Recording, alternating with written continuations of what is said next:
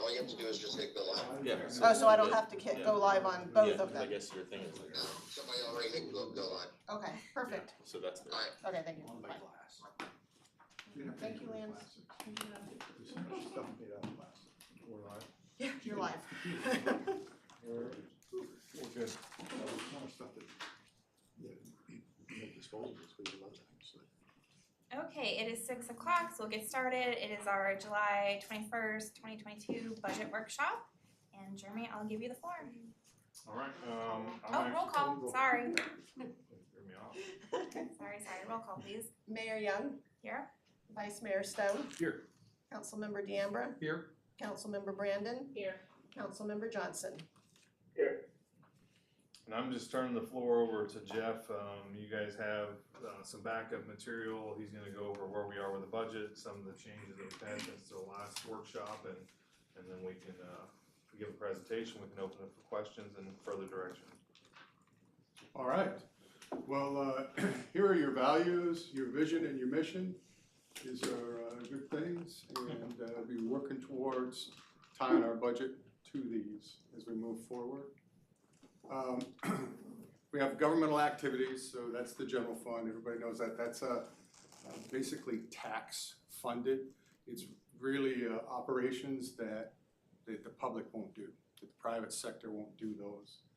Building fund, and our capital improvement fund, and our capital projects fund, and the special law enforcement fund. So those are all government and mostly funded by taxes for the most part. And the building probably could be an enterprise fund, except for the state legislature said it was going to be a special revenue fund, which is kind of fun. Here's the budget changes from the first workshop that we had. We got our numbers from the appraiser. So it went up by 217,000 or 207,000. We also got the additional emergency services money of 9,720 to add up to the 217. Our expenditures increased. We transferred 207,000 to the capital projects fund, and we allocated the 9,000 to reserves.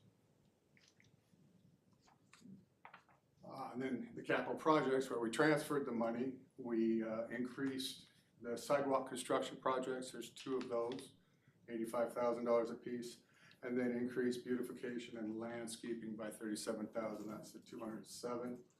Our water utility increase in sources of revenue, and that's just basically sitting down with Mr. Hammond and talking through his projections in mind, and we came up with $612,000 more. It was good. So we appropriated unrestricted net assets of $426,000. So that's using the reserves, which is normal for a utility type fund, for an enterprise fund to use the money there, save up for the bigger projects. So that happens a lot, and you can expect that. Stormwater fund revenues increased by 32,000, and we use that. We increased funds 62 million. And you did start the El Portal project early. So we were able to take the $30,000, which was for the design that they're going to pay this year, and remove it. So you'll see that change in the budget.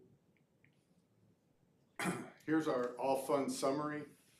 Last year, the adopted budget was 31 million and change.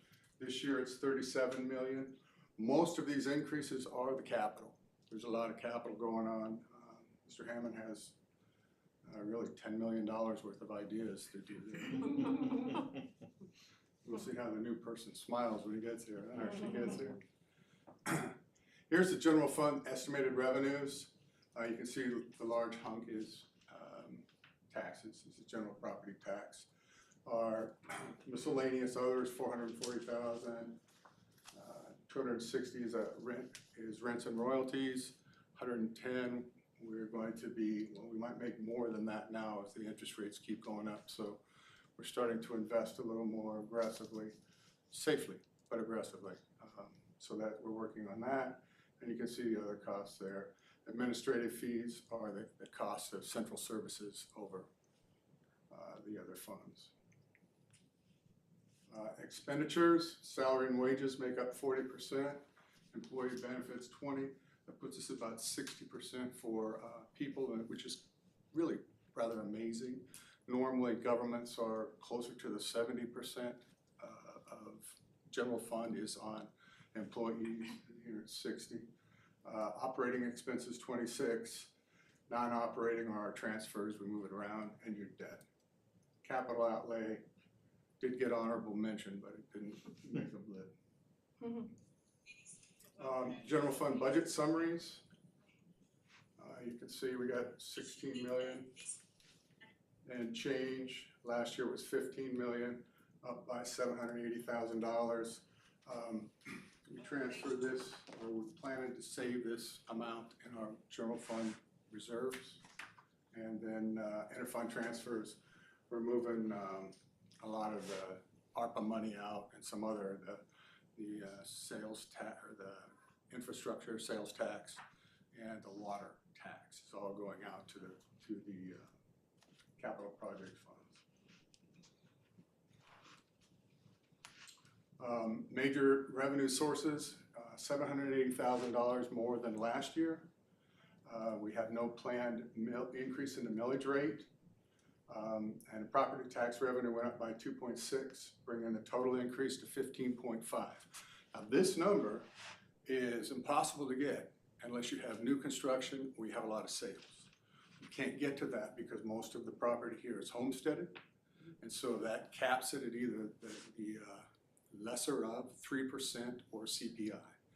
And so most of your houses are at the 3% level, and then your established places are capped at 10%. So commercial and outside non-residents are capped at 10%.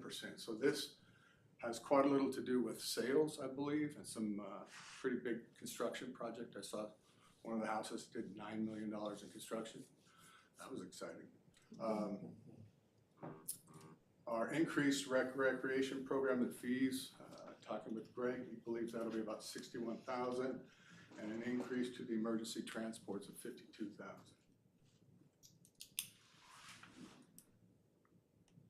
And our expenditures went up by the same. So we had modest salary increases. We're still working on the two unions, CWA and PDA. I do believe that CWA will be done really quickly, and we'll know that. The business liaison is going to be funded out of our ARPA funds. Mr. Allen proposed a new firefighter with equipment. He wants to bring us up to 8 per shift. One shift. One shift to start. Oh, yeah, I know, but I think your ultimate goal wasn't 8 per shift, but right now we can do 1. Debt service costs are pretty low, really. Plan on the capital projects with the 2 fire trucks. Now, the interesting thing about the fire trucks is they've issued the purchase order, and the expenses really here this year, you had to budget. That purchase order is going to roll into next year, because you can't, once you commit yourself, you can't stop. You can't back up and say, I'm not going to do it now. So that amount rolls. So this is going to roll into our expenditures. So you'll see another $1.8 million increase in our expenditures for next year.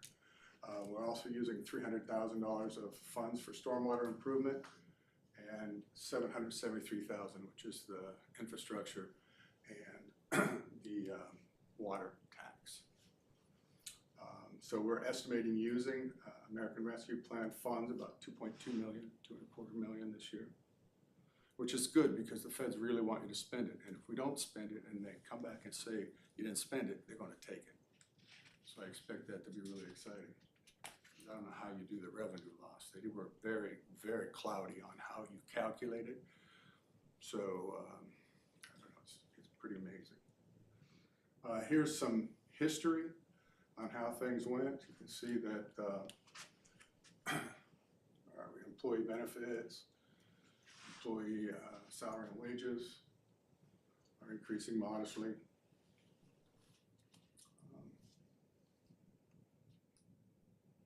Millage rate history, we're recommending holding the line for the 3 years, 4 years actually for next year. And this is where we lie in the surrounding Palm Beach County area. So we're fairly close to the middle.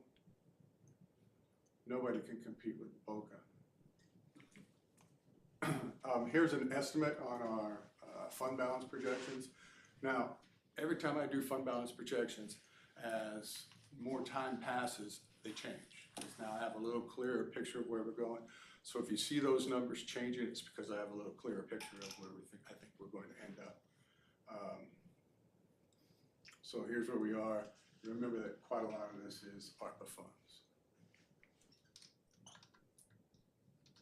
Building fund, $849,000. Modest salary increases, increase in health insurance costs, a full-time building specialist now.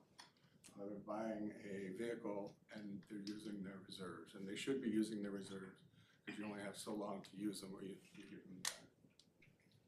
So instead of using it, here's the beginning balance was $864,000. The revenues, the projected expenditures, and they're looking at about $710,000 by the year end. Capital Improvement Fund. This is the fund where we put the road and repair maintenance here, sidewalk improvements, tree canopy, cardiac monitors, preemption, phone system. Those things are in this fund. Just real quick, so that fund specifically, the 301 fund, is funded by two things: the surtax fund, the 1 cent sales tax that we get from state, and the water utility tax. Those items are just funded from that, not general fund, not your ad valorem.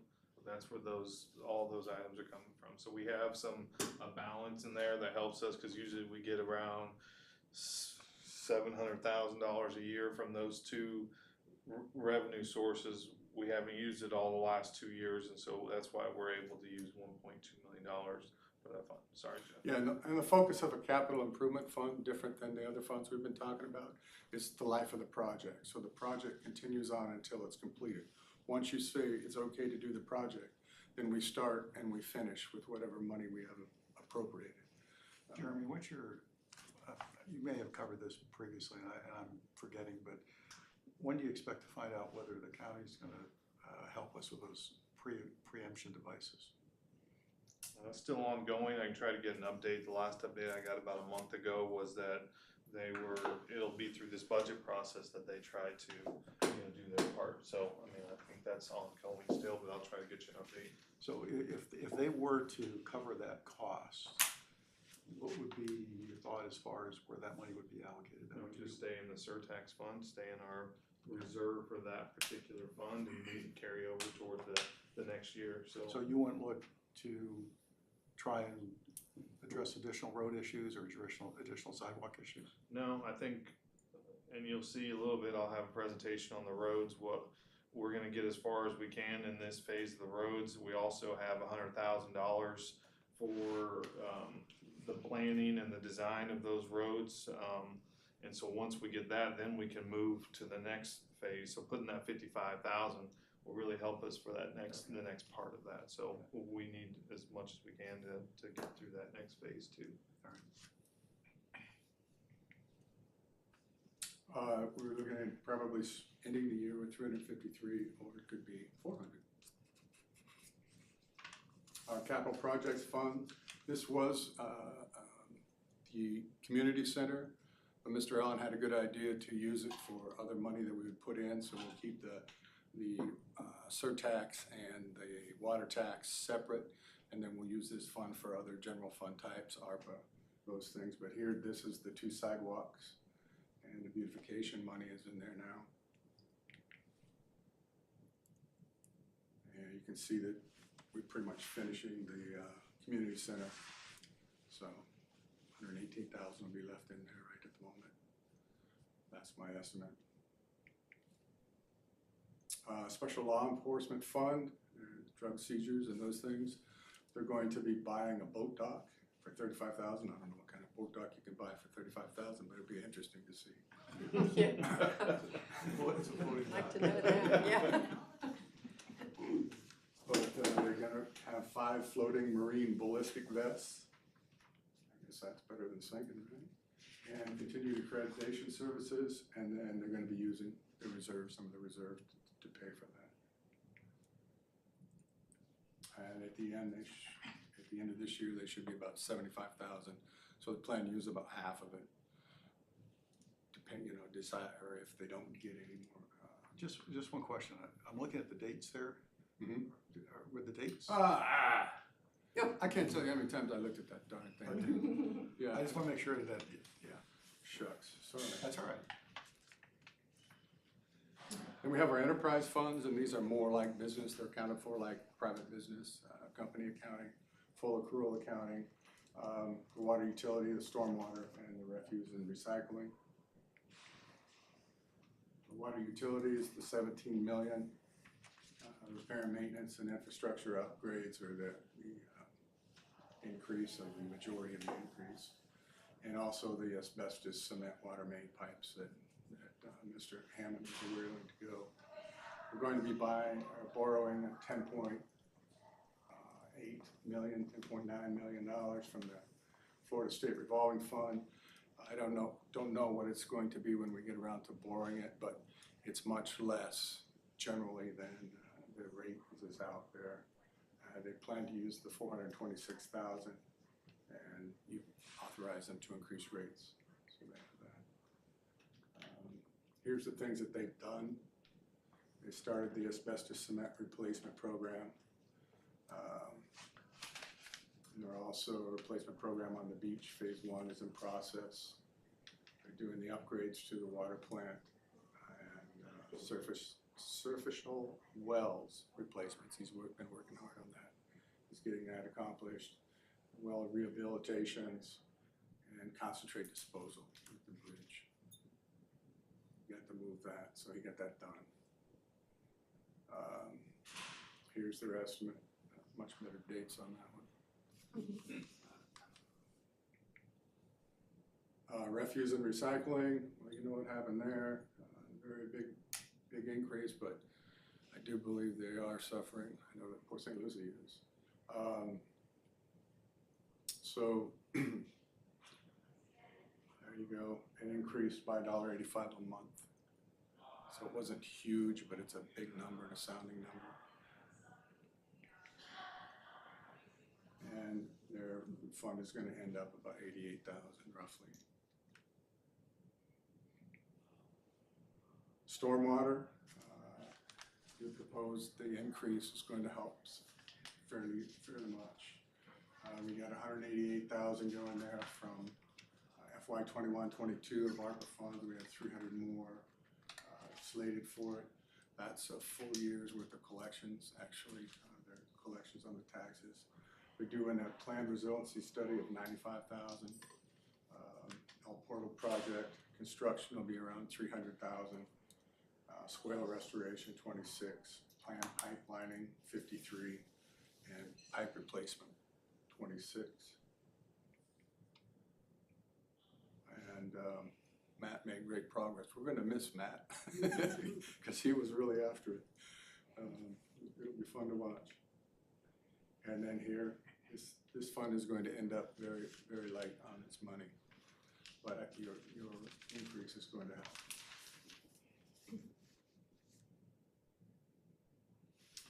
So just a little bit of recap, next couple slides. This is our proposed ARPA. You guys have seen this. One point, I think the highlights of this is the 588 that we are supplementing our stormwater with some projects.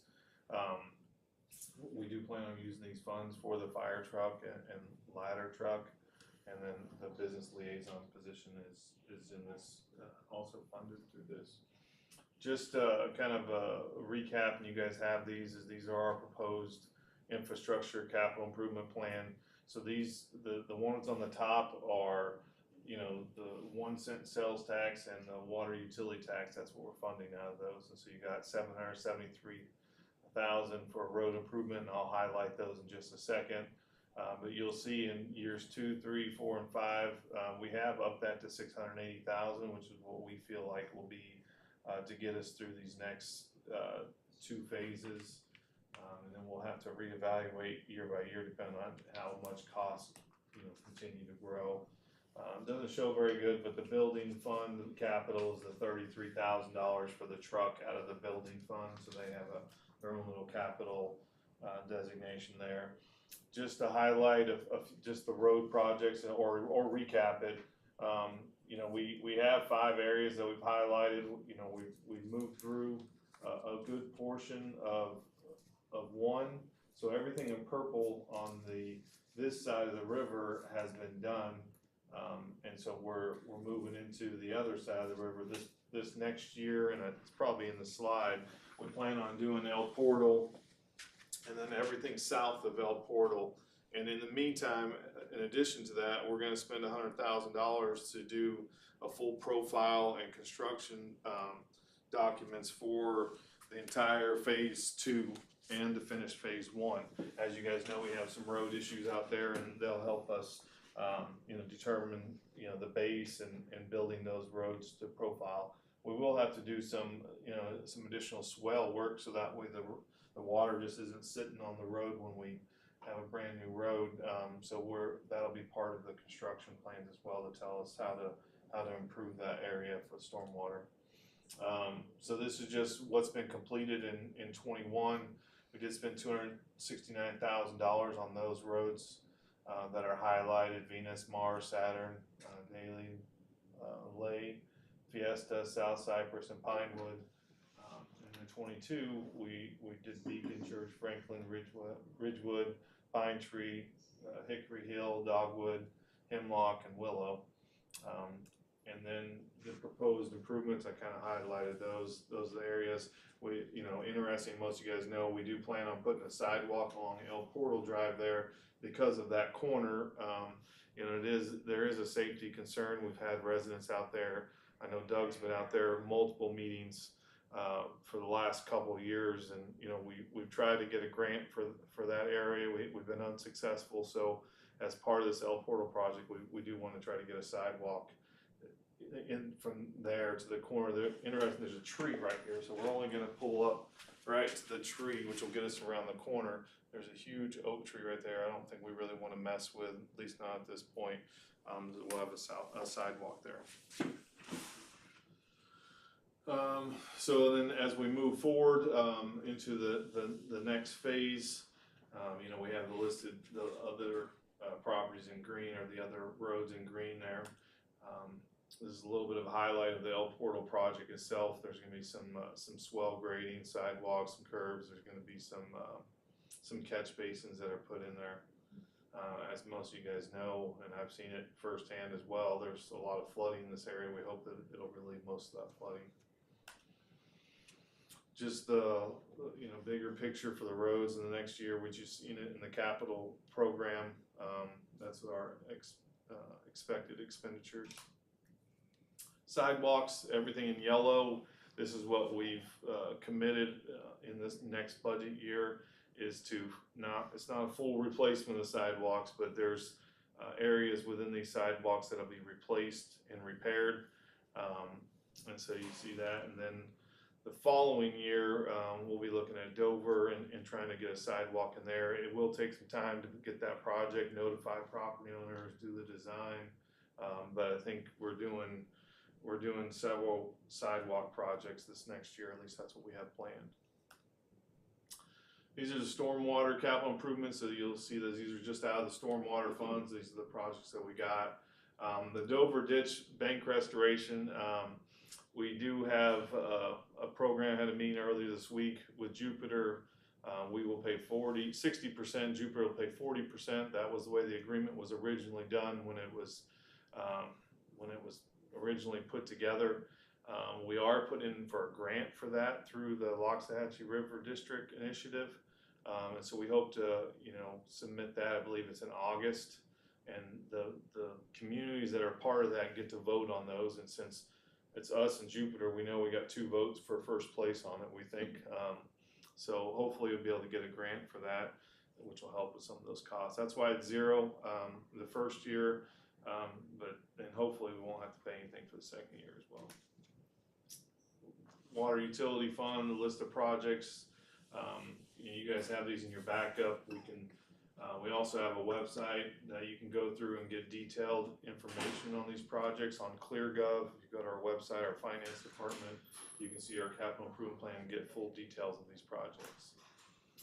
Just so everybody knows, we're not just looking at in a vacuum in a single year, and we have put together projections for future projections with modest increases in revenue for ad valorem.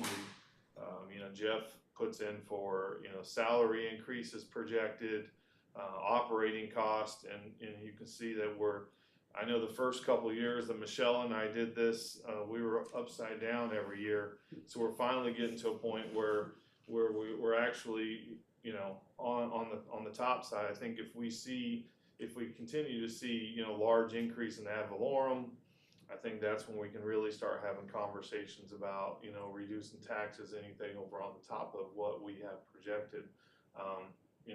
So we are looking out, not just looking at this year and how we can get through, but really what the outlook looks like. And so you'll see we have the major project, which is Sea Glass, the Reserve, and Mastriani building kind of built into those. We'll continue to look at the COs and when those get CO'd and when we can, if they need to move a little bit, we'll project that as we come. With that, open up any questions. So I like to just kind of throw two things out there for food for thought before you open up discussion. I know reducing the millage rate is not favorable based on our conversations in June, but I did think it's still appropriate to have kind of actual data and numbers in front of us, because it does frustrate me when I hear comments that, well, it's not that much of a savings to the residents if we do a rollback rate, and it's gonna be too much of a loss to us. I don't know how we can make those decisions without looking at some data and some numbers. So I know Jeremy put together a rollback rate spreadsheet, and then also I know in June I asked about kind of the effects of the rising cost from inflation and how that's tracking with revenue. So those have been put together, and I do want to point out that, like, if we go with a rollback rate and we did it for full rollback rate or half, on average, what you had 400,000 here for homestead exempt house, the savings would be $72 on that price of a house. So if you go to the Fiscal Village, half rollback rate would be $627,000. So to me, the process is like, well, what can we cut from our budget to achieve that if we want to? When it comes down to it, it seems that our costs from inflation, and Jeff and Jeremy, correct me if I'm wrong, our cost from inflation, the revenue is way outpacing that. So it really just comes down to projects, if we want to get rid of any projects. And, I look at wants and needs. Needs is like infrastructure, fixing that. Wants is there's a cost for a movable podium in the chambers. Do we really need that? No. Is it a wish? Yes. So that's the kind of process I think our residents deserve, even if at the end of the day we're not rolling back the rate because we don't think it's in the best interest, we don't think there's any projects to cut. So I just want to bring that up because it's very frustrating to me when we don't have these conversations, because I think the residents are owed that. Something else I want to bring up is that I know that we've gotten another $200,000 of revenue that wasn't projected in June. So if we don't want to do anything with the millage rate, would anyone be up for discussing possibly officially changing our policy to have 3 months worth of reserves and have that goal? Because I know we've exceeded in the 2 months, and so maybe this would be appropriate time to officially change it and set that goal for 3 months. So I just want to get that out there, and now we can discuss. Thank you. So I would absolutely agree. I've always been pushing, trying to get to that 3 months. So, and that's where I feel like the extra revenue coming in should be going forward while still managing those different projects that you talked about. So I would be all in favor of moving to 3 months. Yeah, I'm fine with the 3 months. How close are we to the 3 months? Grows every year. I know that. What to look at? I mean, I think we're We were getting there. I think we'd have to look at the numbers. But I mean, you're roughly looking around like 3.3 million this past year, 21, we finally got there. Then we're projecting to add, I think it was like $300,000 or $400,000 if everything stays status quo, just from savings. And so we're halfway there. I mean, I would say another, if we don't put any other money toward just allocating to fund balance and try to do our best with savings, and I think we'll get there in a year without 2 years without really making any major setting aside money. I mean, I think that's achievable because we set a goal before and we did very well at making sure we hit that goal. And we got lucky with a lot of other stuff too. I know, but I mean, if we put it on our radar as a, Without COVID, we would not have hit that goal. But I think, again, we talked about getting there over a period of time, which is what's been happening. And I think the long term, the objective is to get there 3 years, or 3 months, excuse me. But I would not jump that in this current budget year, because again, I think the infrastructure situations that we have, and a lot of these programs, again, that were deferred years ago for valid reasons at the time, are things that need to be advanced. And I would not want to curtail any of the projects that we've got laid out just to say we've got 3 months of reserves at this point in time. I agree, I think it should take, Yeah, should do it continue over, to head that yeah, direction. in that direction over a we couple don't of ever years. wanna go backwards. So that's, I mean, in my mind, that's why we haven't brought the policy, because council did say, like, let's try to get there over time. So we haven't, made it an initiative that we put money aside to get to there. I mean, but in our minds, we're working toward that. So maybe whatever they would plan on being at the end of the year, whether it's like 2.6 months, 2.5 months, 2.4 months, put that in policy. Okay. And where it's like, all right. So that way we don't go below. We're Right. still adding to it on an annual basis.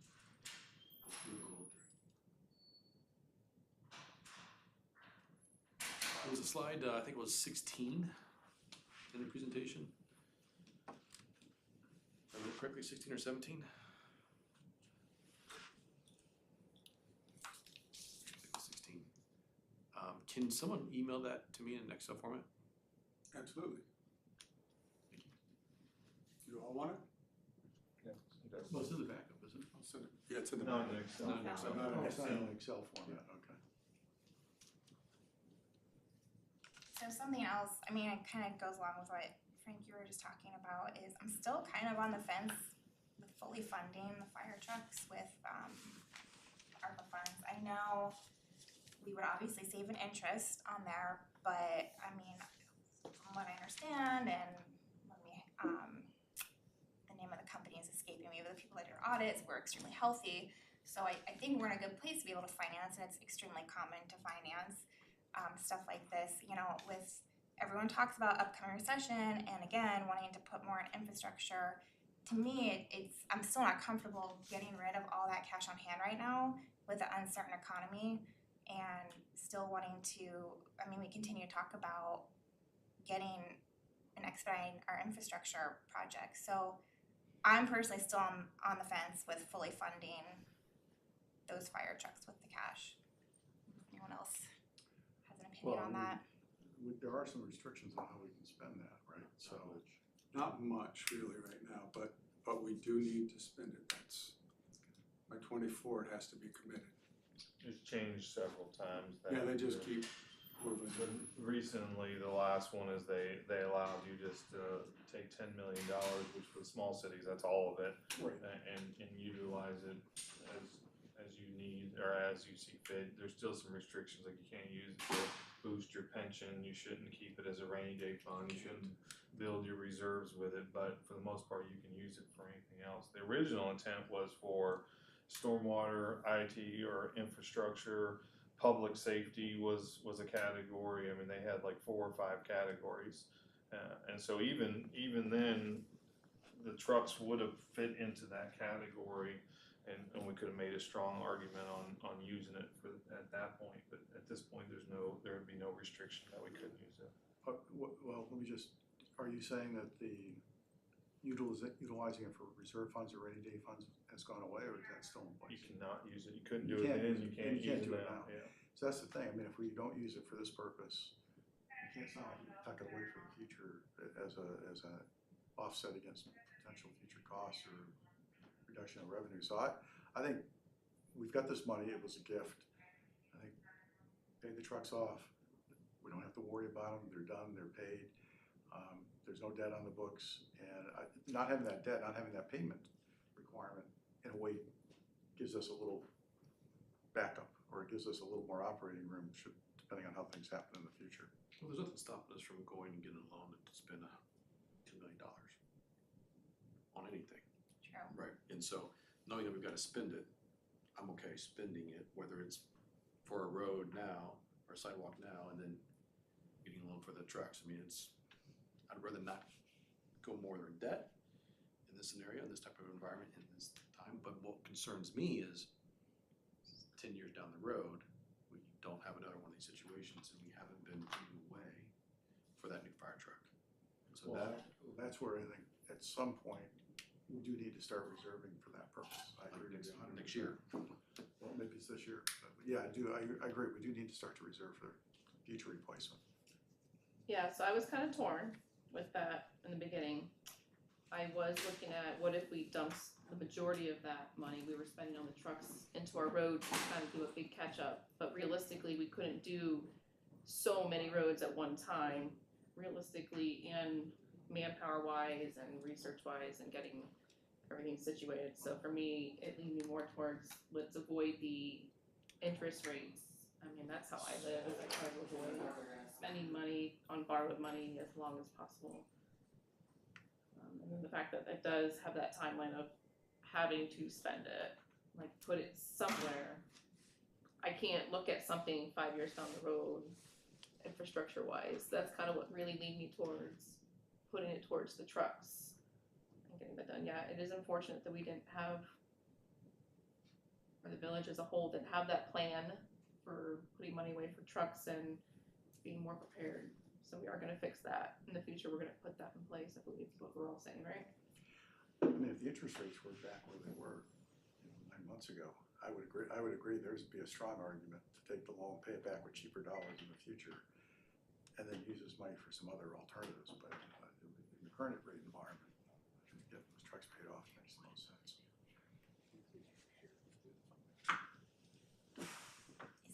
Aaron, are you on? Yes.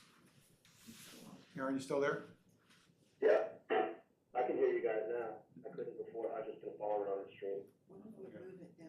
He says you can hear everybody now. I think I hit the volume button, so maybe that was part of it. Yeah, I can hear you now. I've only really been able to hear clearly you and Lori through the phone, but I've been following on the stream, so I was just a little bit behind. It's like a 30-second delay. Yeah, I think so. Okay, Aaron, did you have any comments or input you'd like to give? No. Okay, yeah, I think I'm still on the fence. That's a lot of cash, and to me, to get rid of. I mean, when are they coming? Next fall One's coming in or next summer? April, I believe, and the other one's coming in August, give or So take. spring and fall, yeah. So just with uncertainty with the economy, to me seems a little scary to just get rid of all that cash right now. Maybe you could just put a bigger down payment. Where would you put it? Knowing that you gotta spend it, where would you put it? What is it? When do you have to spend it by? 24? When is it? Yeah, you have to have it done by January 1, 2024. You have to have either 2024. committed it completely or spent it. And the spending So part. it can be committed, but it doesn't have to be spent. Well, that's what they said a Yeah. while back, but they don't keep going on the same Yeah. path very well. So a little bit of the wishy-washy from higher power makes me a little nervous. That's why I'd rather use it while we have it. They haven't changed it since April? What was it? May? Last May. And Not they this- probably will when the audits start coming in. Yeah. And they start looking But- to see. I mean, we have the time to spend it. We always talk about expedited infrastructure. I agree with roads, you can only do so much, but like I said, it's just, I mean, I was really, we're talking really about, when Matt presented last month for, water projects, water utility projects, you know, there was discussion about talking about bond or doing something else to expedite. But we are Those doing $10 million projects. for the projects. Yeah, I'm just saying, it's a lot of money. I've always been, from the start of ARPA, I've been really wanting it to go to infrastructure, so I'm still on the fence with fire trucks. Well, you know, it's kind of half dozen one or the other, because like Kyle said, you can borrow money for other purposes. Question at rate, what rate can you borrow? We know for the water projects, we can get a very favorable rate. We also talked about if we increase the amount people would pay, really not that significantly, we could get all these projects done hopefully within that 2027 timeframe, I think. Again, at this point, I think it just makes sense not to incur the debt and just pay it off and have it, just know whatever your revenue streams are coming in at that point, they're not burdened by this. And if things turn out better than we think, that's great. If things turn out not as well, then again, you don't have this debt that you're looking at that you're gonna have to make payments on. Can you use the Florida fund to purchase a fire truck? No, it's So you're specifically going for through, you're water. going through a bank. Yes, sir. Got it. Okay. So yeah, that's another one of the things we can use the Florida fund. Right, of course.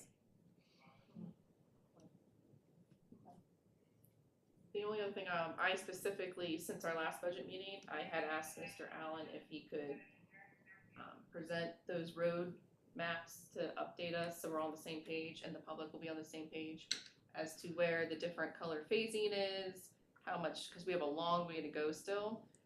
And he did have a slide that had the projected budget amounts for each year to kind of get through the rest of the phases. So I mean, those are big numbers to me. I just wanted us all to be on the same page as an update, because Doug hasn't really shown us the updated version. Yeah, that's, It's just we made such great headway with the storm water improvements. I just wanna make sure we're keeping up with the road plan too. so you said you're gonna spend $100,000 on plans and find out exactly what is necessary for the remainder part of the green section. It'll actually give us the construction Cost. drawings to move forward. Move forward with it. And at that point, we can get through and kind of get over that hump. Then you'll know Yeah. where we stand. I mean, that's 6 years out still. I mean, for me, that's a long time. Well, that's gonna build every year. It's Oh, gonna I see know. where we I'm go. just saying, but we're still playing catch up, so. There's gonna be some areas in phase 2 that aren't gonna need, you know, as much work as, I mean, you guys know, you guys live out in the country club. Some roads are worse than others, and so we're not, while all the roads in there are highlighted, probably calculated, you know, maybe 1 year it only costs, you know, it ain't gonna cost us $680, like, you know, so but we just don't know that until we get there. We're basing it on, you know, the full picture, the full area. But my point is just that it's not like a sidewalk where it's 150,000, 200,000. I mean, these are big numbers, so I still wanna push towards those goals of getting that caught up, and like Kyle said, it just keeps rolling into itself Just every every year, year, so. you gotta kind of spend something. I haven't seen the updated version, so I asked him to just bring that tonight. I'm happy to see that you moved it up from 500 to 680. Well, it was 255, That's that's what what it we've was. been, but we've been spending, in the last 2 years, we've been spending more, but, you know, when we first set out with our capital improvement plan, I was like, Doug, what's 20 years of all of our roads, and that was rates 3 years ago, and we came up with a number of 255, that hasn't held, that number, and then I know council has asked us to look at a little bit more expedited, 12 to 15 years, and so that's where we, you know, we get the 680 from. And that number's broken into that longer range look, when you did multiple years. That's all in that budget. Yes. Forecast as well, 680, okay. Yep. It's in the transfers part.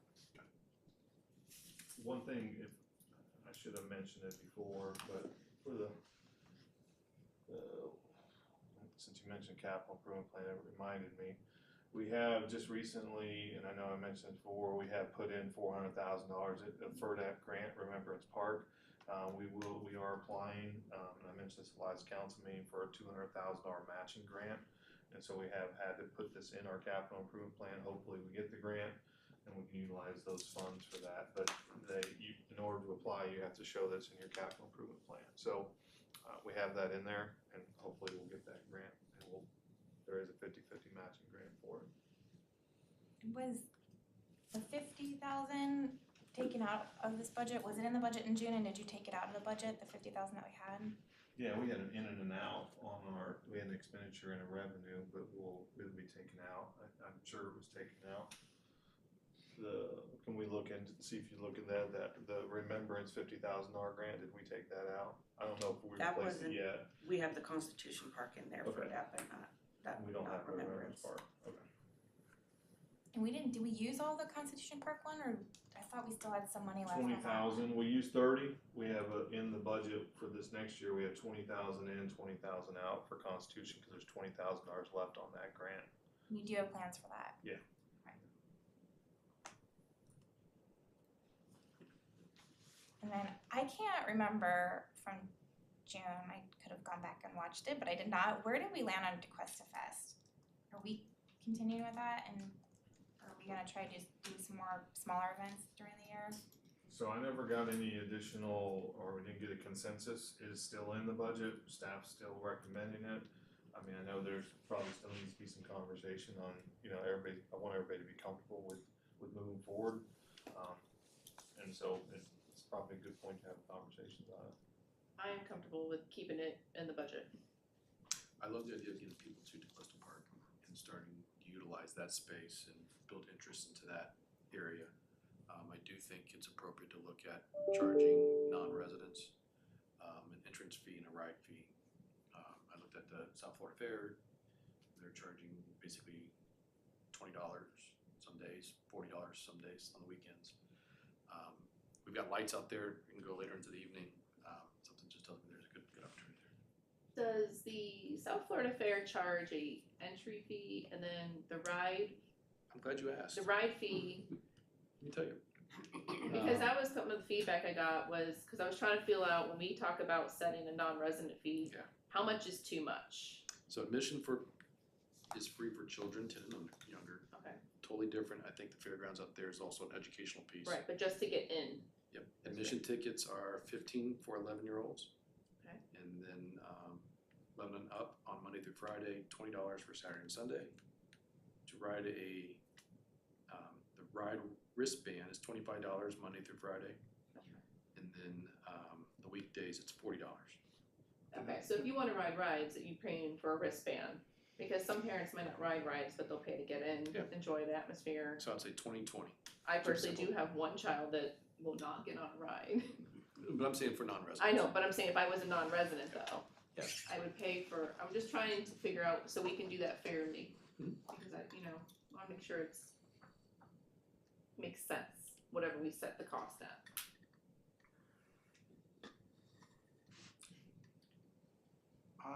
I would be okay with that if we take the money that's generated, because I'm in favor of again allocating some of the money back into the recreation center to extend the hours. So that's what I originally suggested, is maybe we take whatever it is, $25,000 to allow us to hire a couple more people part-time or extend the hours part-time, to extend hours, on Friday nights and Saturdays. I'm still in favor of that. I think the demand will be there as we move into the fall. So if we're gonna generate revenues above and beyond, originally I was saying maybe we cut it back to 75 or 70. You could either do smaller events or you could do DeQuesta Fest, but if we think we can generate enough revenue from non-residents to close that gap, I'm fine with it. But I still would like to see the rec center have more opportunity for utilization. Are we seeing demand that's, that would encourage to add more time with the rec center? Yeah, and we've gotten several feedback, especially with, as you guys know, summer camps going on, so I mean. It's not what you said. We've gotten quite a few emails, I'm sure the staff of there's gotten more than I even know of just not being able to get in the gym, and that being a big part. So I think we really won't know, the true until we start getting into, when we don't have summer camp there and getting back into school, like to see what the full picture looks like, I think we've all agreed that after a year, we'd really have a full picture, but I would guess that there is a good demand to extend those hours for the other couple nights. And so this budget, we're adding to the unassigned fund balance a little over 200,000, is that correct? Ish? Ballpark-ish?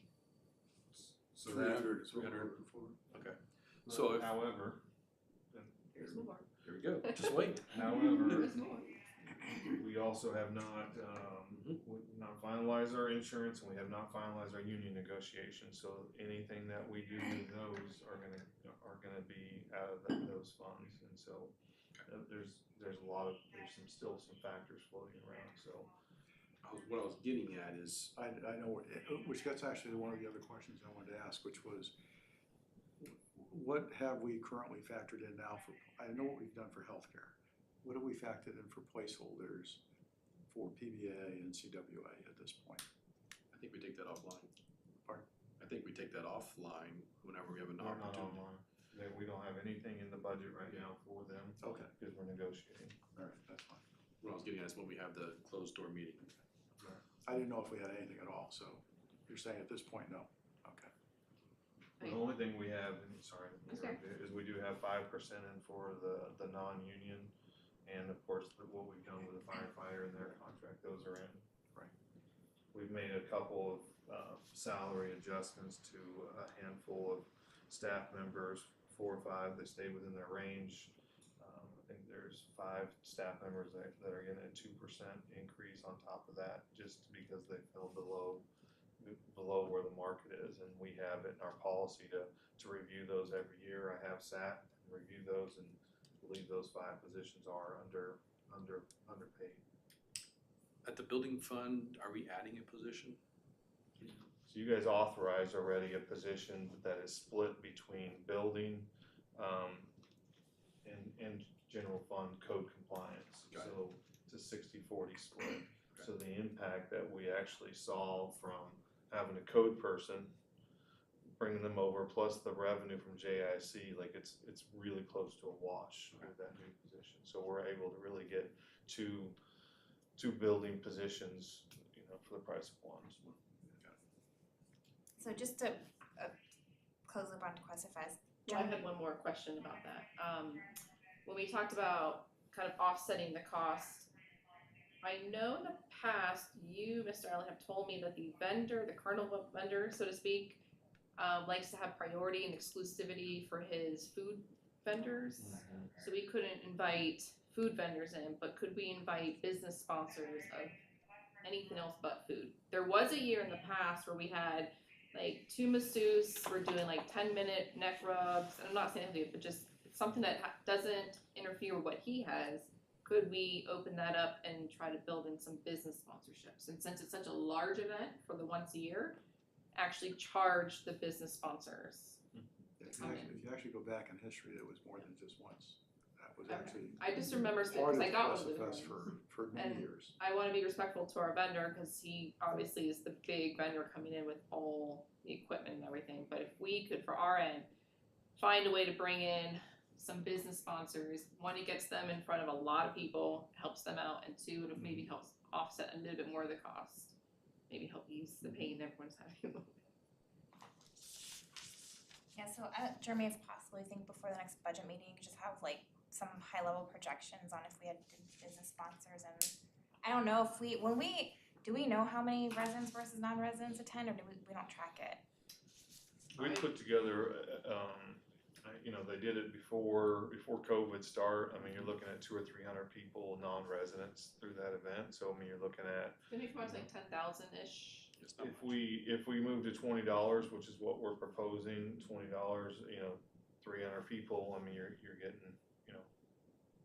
6,000, 7,000. If you get a little bit more, 400, 500 people, you might get there. So And if you're charging not it really right, it's offsetting. less. It's No, less. I mean, it's very minimal. I mean, it's. Well, you hear complaints that it's too crowded. And so I think that's part of the way how you somewhat control that aspect of it, but still make it fair so that you have the ability to bring in your friend. well, of course, if you're at Question Park, you've got a bigger site. Sure. So that, We're not adding more rides. no, I'm not saying that, but Spread it out a little bit better. being able Make to 'em spread further it walk, out would hopefully Sure. lessen the notion that we're all packed in like sardines. Yeah, I think I was on the fence, but honestly, your point on like a good opportunity to bring people to DeQuesta I Park, think it's like important. maybe see how it goes this year and then reevaluate it next year like we always do. Use of it. But yeah, From a percentage purpose of how much is from the total budget, and I think from all the different things that we do, I think this is one of the ones that really has a very good shining light on Tequesta. It grew over the years and years. Oh, yeah, absolutely. I absolutely love that we're still doing the smaller Constitution Park activities for Halloween and Christmas and Easter and all that, but I think this is just that good, let's bring everybody together and let Tequesta shine. The kids are in college too, they're back home.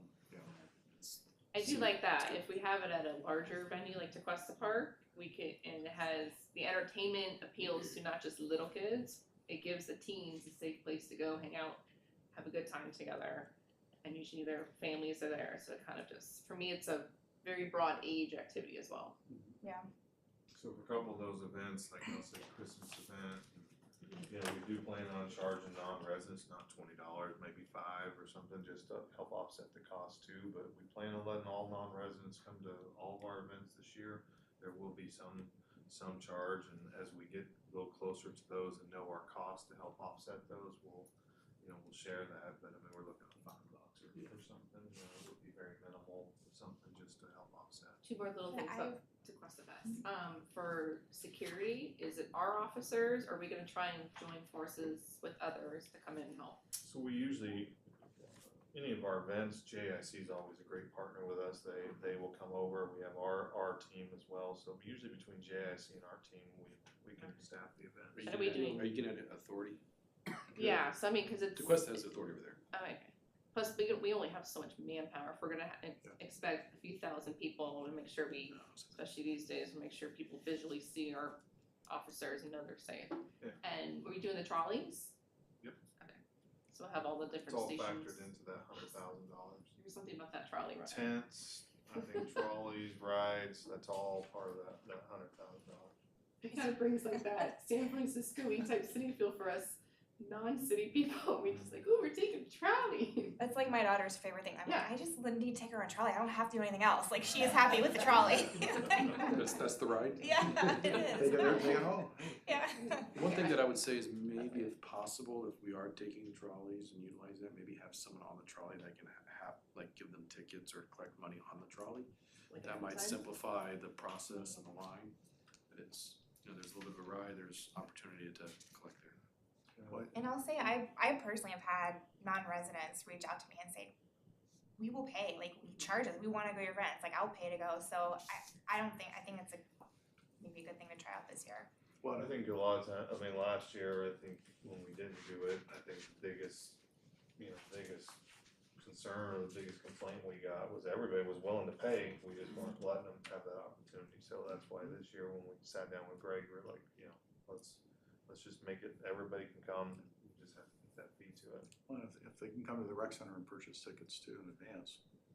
So the only part with that I was gonna say is, usually we have a check-in station, we check bags, all that, so it's not Still just, security.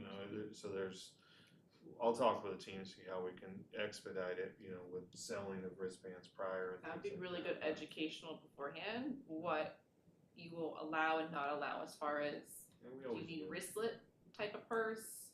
Do you need a backpack? And we educate pretty well, I know Clear bag social on it. media, we always talk about clear bags and all that Wristlets stuff. work well, so. but it's kind of nice to know that ahead of time.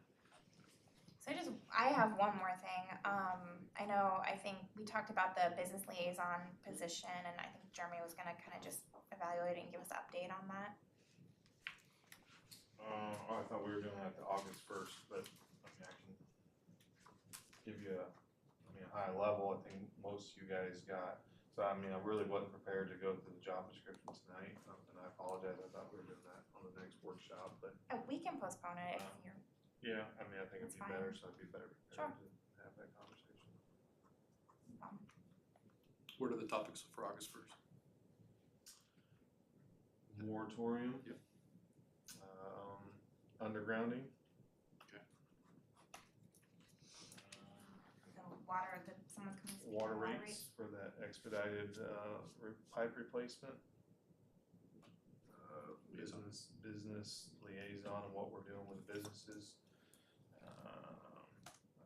Already stacking it. No, you're gonna talk about a budget workshop about the business liaison. Yeah, I thought we were talking about August first, so I wasn't.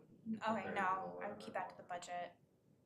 And then the variance for the fence, so no no business liaison, the variance for the fencing. Yeah, the fence variance is the other one. If there's any other discussion here, I'd like to open and see if there's any public comment. Oh, Aaron, I'm so sorry. I see that So light. quiet, and I don't see the light on the phone. Aaron, do you have any comment? I'm sorry. You there? Is it on mute or? Are they still with us? We're muted. Aaron, you still there? Okay, Any comments, Aaron? no. Alright, any public comment? Mr. Bradford? I have two or three. I'm sorry I came late, I was at the meeting next door. Was there a slide that showed the estimated fund balance at the end of this current fiscal year? Okay, so we've already forecasted what gain, if any, we're gonna make to the fund balance by virtue of whatever that information was, right? Minus any continued negotiations with two unions. Okay. What is the function of a business specialist? It was in the building fund, and I've never heard that terminology for a position title before.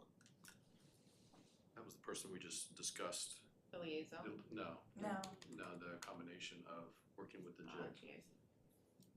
So one of my issues I've had with the building department for a long time now, which we've got, when I was manager, it was a certain way, and then the predecessor, or no, the person that came after me changed it. And what is normal in the industry for building is there is one person or firm dedicated to plan review and another separate person or firm dedicated to building inspection, meaning in the field, checking the plans that were approved relative to what's being constructed in the field.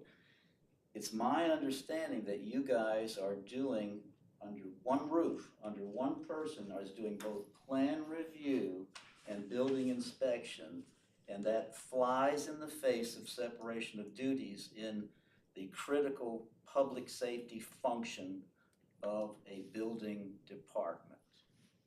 And that's why I ask about building specialists. If I had my druthers, which I'm just one voice out of 6,000, is you should have separation of duties, and you certainly have the money in that fund to make sure that that separation of duties happens.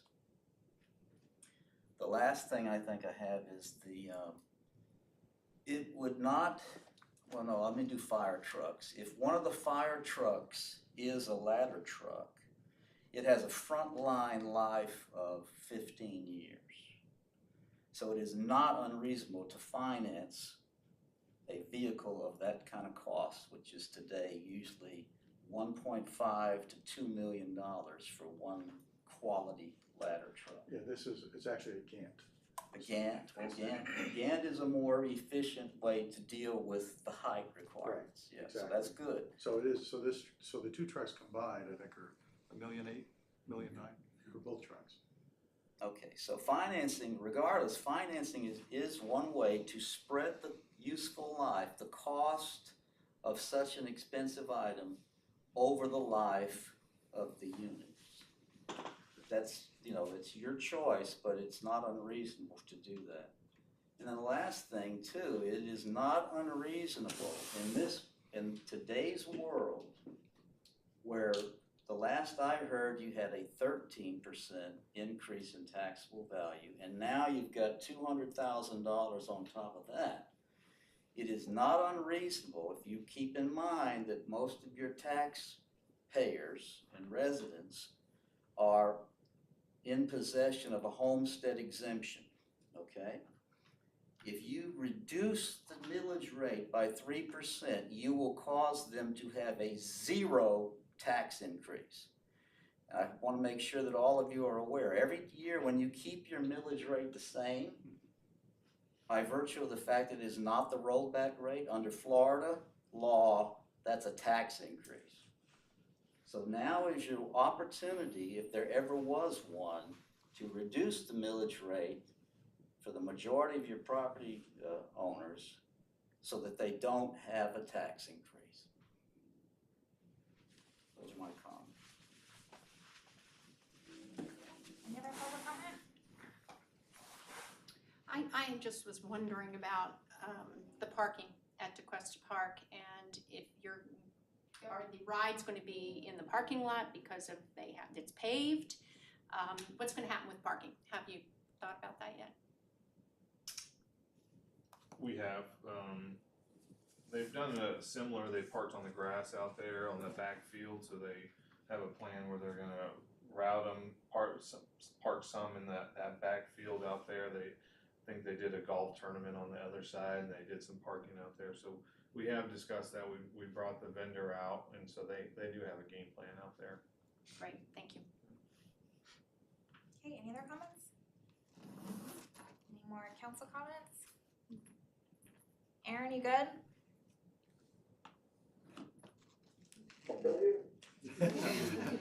Anything else you'd like to add? I'll take that as a no. He's on the delay because he's watching it live. Just this phone stinks. Nothing else. Okay. Thanks for calling in. It's in the budget. Okay, if that's it, meeting, can I get a motion to adjourn? Motion to adjourn. Second. All in favor? Aye.